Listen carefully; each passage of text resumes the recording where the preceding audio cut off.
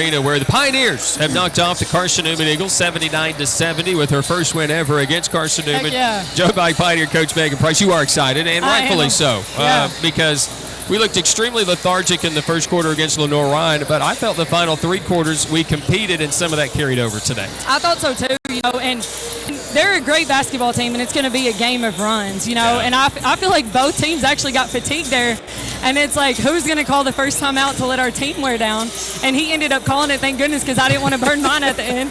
And so, I was so proud of our kids for that competition, and just the way they competed today for 40 minutes, that's what we have to do every single time we step on the floor and act like everybody's Carson Newman. What's amazing is that, we battled foul trouble all game. We did commit fouls, but I like that because it means that we're coming out, we're going to be the aggressors. Yeah. And at one point I was like, I'm trying to tell our team, when we went to their place, it was so physical that I didn't feel like I had us ready as a coach. And so ever since that's happened, I'm like preparing our kids.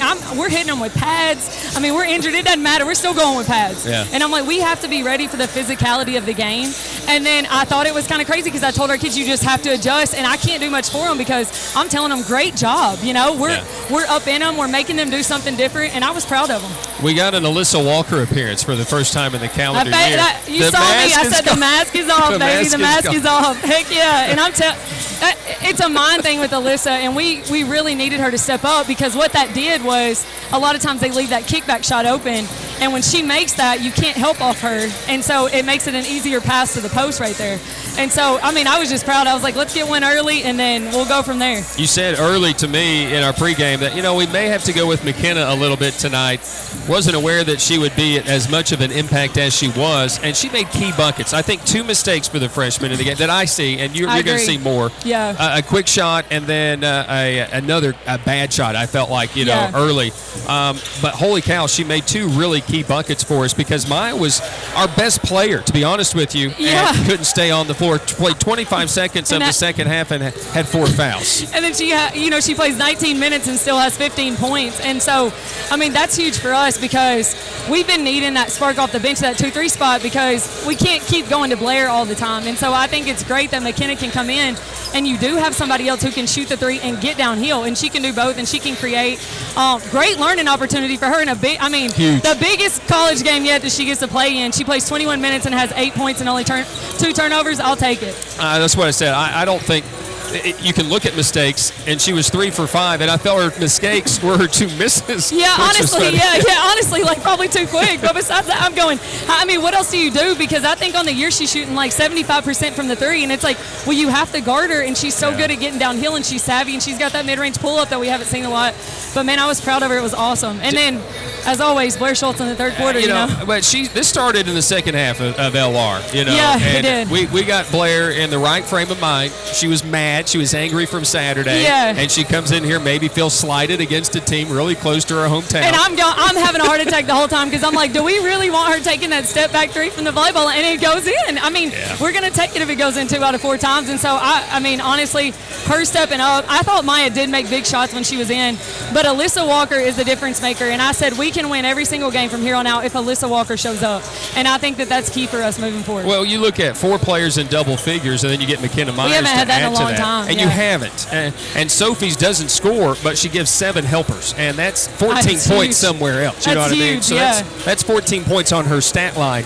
And Jami gives you that record-tying 24th double-double tonight, but she just looked healthy tonight. Yeah, I thought so too for the first time, and I feel like she's done a great job with rehab and stuff like that. And we've tried to keep her minimal and working in the half court.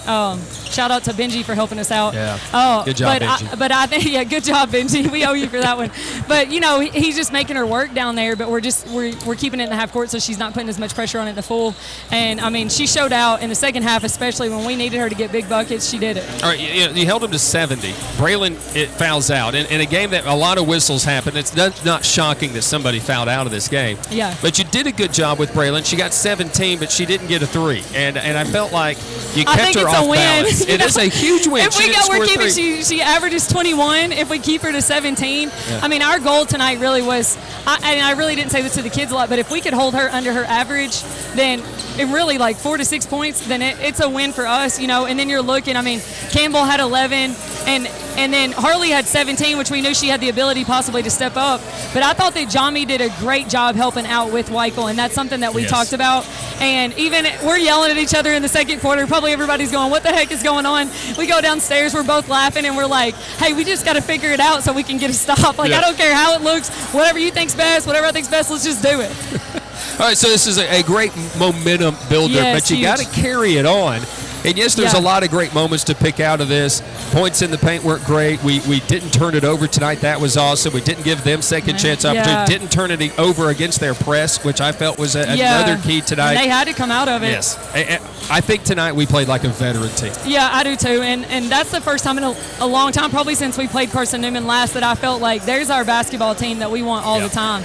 But I will say, since you said that, like second chance points, they had 7 at half. And then we gave them 3 in the second half, and that's one of the biggest things that we reiterated down there. So, oh, wow. Okay. All right. Got some help tonight. Yeah, we did, didn't we? You know, great. You'd already made your point in the league, but you're trying to get you're trying to win the division. We want to be in that. Yeah, we want to win that division, at least be in that top 2 over there. You know, and so things are going our way, and things have went our way. Yeah. You know, we just have to do our job, and I think that's huge. LMU gives you some help tonight. Thank you, LMU. They give you a 2-game cushion in that loss column as you go to 10-5. LMU has beaten Limestone tonight. With that as well, Emory and Henry is knocked out, so the top 4 there right now are in the division. The top 4 teams right now are in, and by virtue of Newberry's loss tonight, they're done. So we know who the playoff teams are now.